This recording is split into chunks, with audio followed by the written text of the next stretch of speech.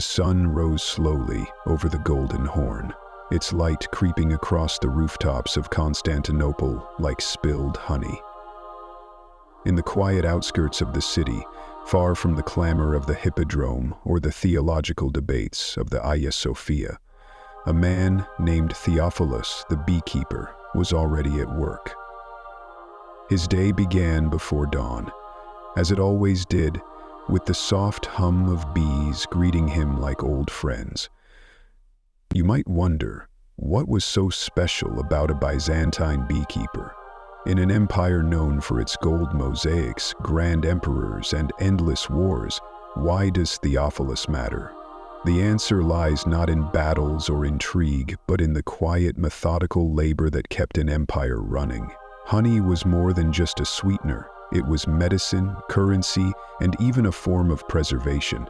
Without beekeepers like Theophilos, Byzantium itself might have crumbled sooner. His hives were simple things, woven from reeds and coated in clay to keep the Mediterranean heat at bay.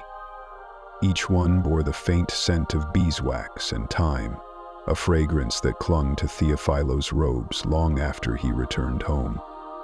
The bees themselves were a particular breed, descendants of hives brought from Greece centuries earlier. They were docile, productive, and most importantly, loyal to their keeper. Theophilos' mornings followed a strict routine. First, he checked the hives for signs of sickness. A collapsed comb or an unusual buzzing pattern could mean disaster. Then, he harvested just enough honey to sell at market, leaving the rest for the colony to survive the winter. His hands moved with practiced ease, never rushing, never startling the bees. He spoke to them in low murmurs, as if they were his children. He found the same as they did. He took them to school. He checked his mail for typos. When the mail stopped flowing, he folded them up in school and put them in his pockets, then hid them in the comb's momentary silence, lest they make a noise. His hands moved with practiced ease, never rushing as if they were his children, their scabbards quavering. He spoke to them in low murmurs, as if they were his children. But beekeeping in the 6th century was not without its dangers. Bears occasionally wandered down from the hills, drawn by the scent of honey. Thieves, too, were a constant threat. Honey was valuable enough to steal, and Theophilos had lost hives before to midnight raids. Yet the greatest challenge was the Byzantine tax collector, who arrived every autumn to claim the imperial share. Theophilos kept meticulous records on wax tablets, listing each hive's output, but he knew the officials always took a little extra.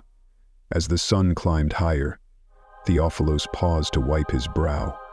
In the distance, he could hear the bells of the city calling the faithful to prayer. He did not rush to join them. God, he believed, would understand that the bees came first. But as he worked, a troubling thought nagged at him.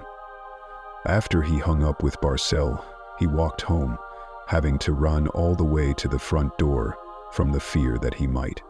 The winters had been growing colder lately. Last year, 3 of his hives had not survived. If this continued, would there be enough honey for the empire?